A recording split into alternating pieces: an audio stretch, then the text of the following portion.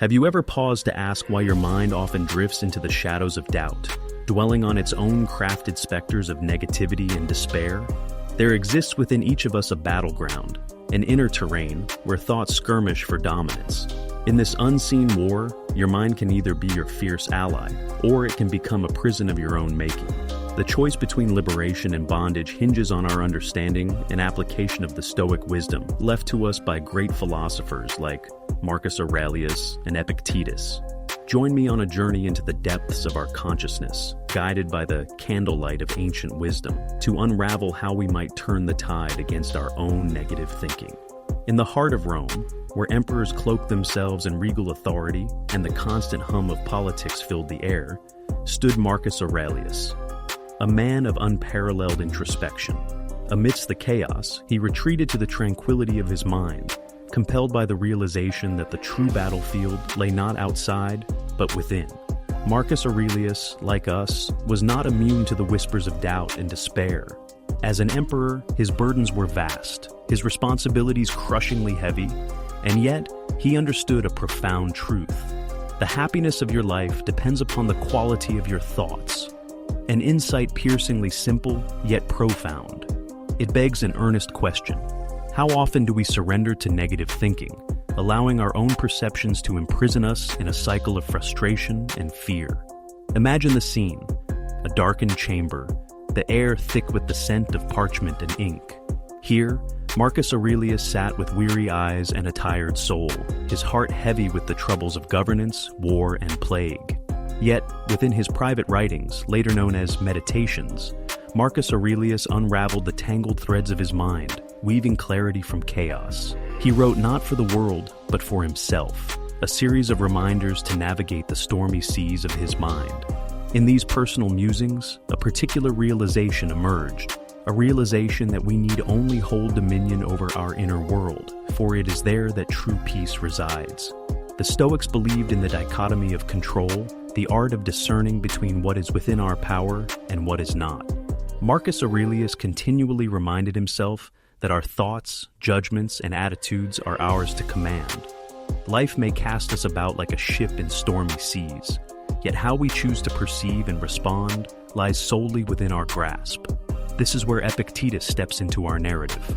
A former slave turned esteemed philosopher, Epictetus offered a robust philosophy of resilience and empowerment. He taught that while external events are beyond our control, our responses remain ours to mold. He urged us to focus on what is truly ours, our beliefs, desires, aversions, those elements that define our inner citadel. Let us pause to reflect. How often do we find ourselves unmoored, our thoughts spiraling into a storm without center? How frequently do we submit to the tyranny of negative thinking, allowing it to corrode our spirit and skew our perception of reality? Consider, if you will, an allegory drawn from nature. Picture a river coursing with vital force, its waters clear and pure, flowing unyieldingly toward the sea. Yet, when obstructed by debris, fallen branches, detritus, and silt, the river becomes muddied, its clarity obscured. Our minds are like this river, inherently pure, but too often clouded by the debris of negative thoughts and erroneous beliefs. But herein lies the power of Stoic philosophy.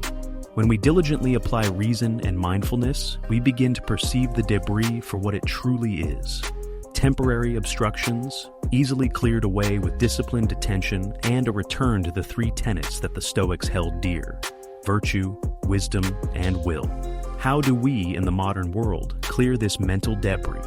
An answer lies in clarity and self-mastery.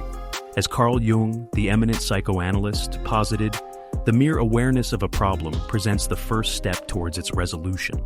By acknowledging the presence of negative thinking, by seeing it as mere debris obstructing our natural flow, we can begin the work of reformation. The turning point, then, comes as we embrace the Stoic acceptance of what is, a concept the Stoics termed amor fati, or love of fate. To see every challenge, every negative thought, not as an adversary, but as an opportunity to cultivate resilience and virtue within ourselves. Imagine, if you can, Marcus Aurelius in quiet reflection, as he wrestled with his own doubts. At that moment, he might have recalled that the path to true mastery of self requires us to let go, not of life, but of our tenacious grip on misguided perceptions. He would breathe in deeply, letting the wisdom of acceptance wash over him, calming the tempest within. This moment of acceptance, this pivot in understanding, signifies a philosophical transformation. We cease waging fruitless wars against the immovable and begin to navigate the river of our thoughts with deliberation and skill. In doing so, we cultivate an internal landscape fortified with resilience, where peace reigns amid any external chaos. As we conclude this reflection, let us ponder a final insight. The most profound triumphs are often not visible to the world, but arise quietly beneath the surface. The battle is won every time we realize our power lies in choosing the quality of our thoughts, each choice forming a linchpin in the architecture of our inner citadel, a testament to our mastery. In the silence left between the lines of Marcus Aurelius's Meditations, we too can hear the wisdom that urges us to rise above our negative thinking, to sculpt our spirit with the tools bequeathed by the Stoics.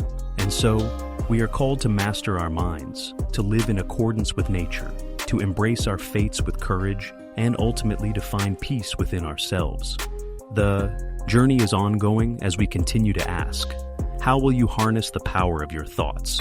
Will you allow them to imprison you, or will you craft them into stepping stones leading to inner peace and strength? The choice, and the power, is yours alone.